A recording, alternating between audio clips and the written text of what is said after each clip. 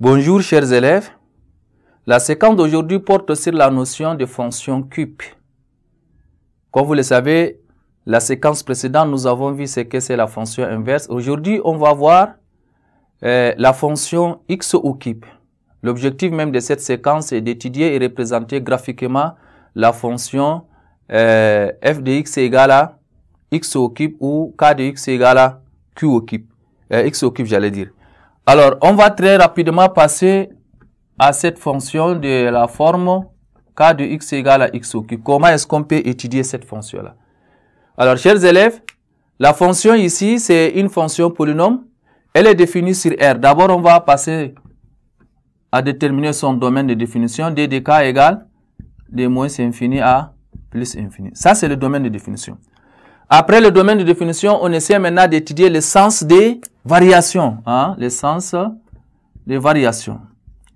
Alors, pour le sens des variations, si nous prenons, n'est-ce pas, deux valeurs, x et y, n'est-ce pas, appartient à notre domaine de moins infini à plus infini, eh bien, chers élèves, on va prendre x est inférieur à y. Et si x est inférieur à y, on cherche à comparer la fonction le nombre k de x et k de y, c'est-à-dire essayer de voir x au cube et y au cube. Alors, pour comparer les deux nombres x au cube et y au cube, on sait que x au cube moins y au cube, c'est égal à x moins y en facteur de x plus xy plus y au carré. Ça, c'est les propriétés qu'on vous donne.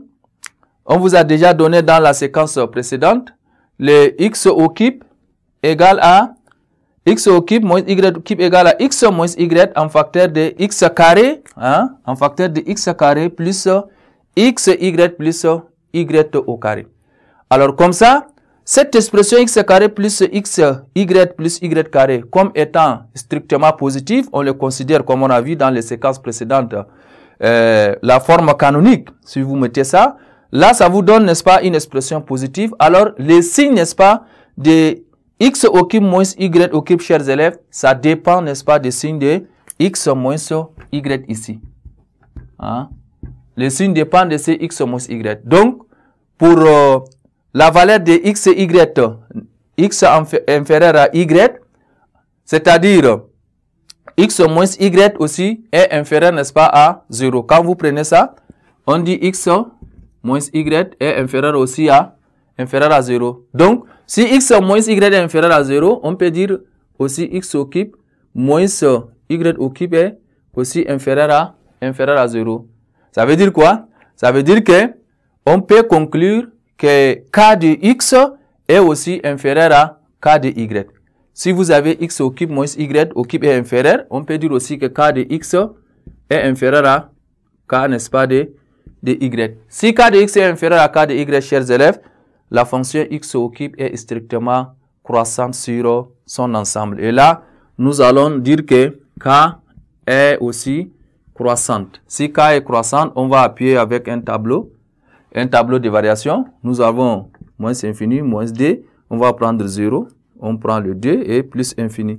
Donc, on remarque que notre fonction là, le k de x ou bien x au cube, est strictement croissante.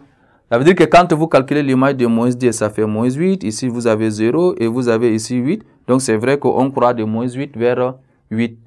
Alors, par rapport à la représentation graphique, alors comme on a dit sur la séquence précédente, à chaque fois, si vous voulez représenter graphiquement une fonction, la courbe plutôt d'une fonction, il faut d'abord utiliser surtout ce qu'on appelle la table des valeurs. Donc, si nous prenons sur cet intervalle de moins 2 à 2, par exemple, je prends le 1, le 0, le moins 1, le 0 et le 1. Donc, leur image, j'aurai ici, ça c'est la valeur de x. Et ici, ça c'est le x au cube. J'aurai moins 8, moins 1, 0, 1 et 8. Alors, je peux, avec ça, tracer la courbe représentative, n'est-ce pas, de x au cube, en plaçant, n'est-ce pas, les points sur le repère orthonormé, chers élèves. Alors, vous pouvez rapidement, moins 2, 1, 2, 3, 4, etc. Et nous avons l'origine 0, 0. On a le 1, 1. On a le moins 1, moins 1. On a le 2, 8. Donc, ça vous permettra de tracer, n'est-ce pas, cette courbe qui est appelée la courbe de la fonction x au cube. Et cette courbe-là, là également, quand vous voyez, elle est symétrique par rapport à l'origine du repère. Voilà, chers élèves, ainsi prend fin cette séquence et à la prochaine séquence.